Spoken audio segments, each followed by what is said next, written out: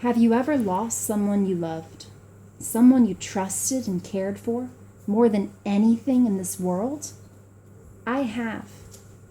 The loss was slow, too. When we used to be best friends in elementary school, things were perfect. We were Miss Frizz and Strawberry Girl forever. Although, with middle school, changes started happening.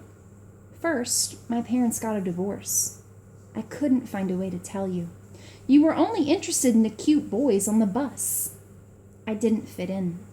I had crazy, wild, frizzy hair, and you were beautiful. You had a constellation of freckles on your face. I loved you. But you were becoming popular and didn't want to sit with me anymore. You called me weird. Your friends made fun of me because I was different. We promised when we were young that we would tell each other if we ever became mean and popular, so that the other one of us could stop it. You were becoming mean and popular. You chose them over me. I knew it was my time to intervene and do something so big that you would know that you were changing and how I didn't like it, and this was not how our friendship should be. It was not how we were meant to be. So I did it.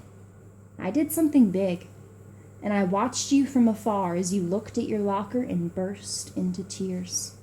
I watched as you walked down the hallway alone, your bags dripping and sopping wet. I didn't know it would be the last time I would see you alive. You left me. You drowned. I didn't understand. It had to be a jellyfish. You were a good swimmer. Things don't just happen. So I began researching all about jellyfish for my science project.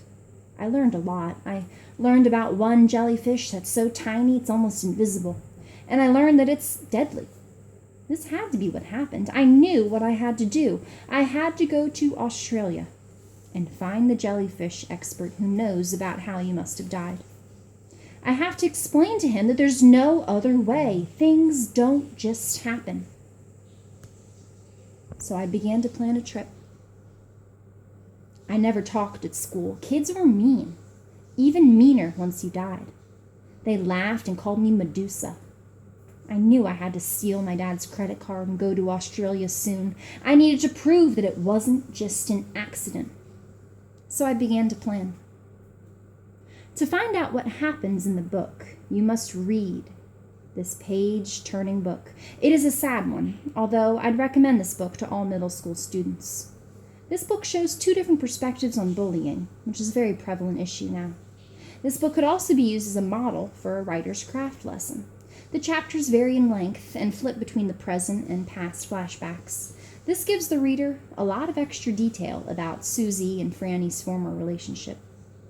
A student who enjoys science would also appreciate the extra information about jellyfish and the snippets of advice Susie's teacher gives throughout the book.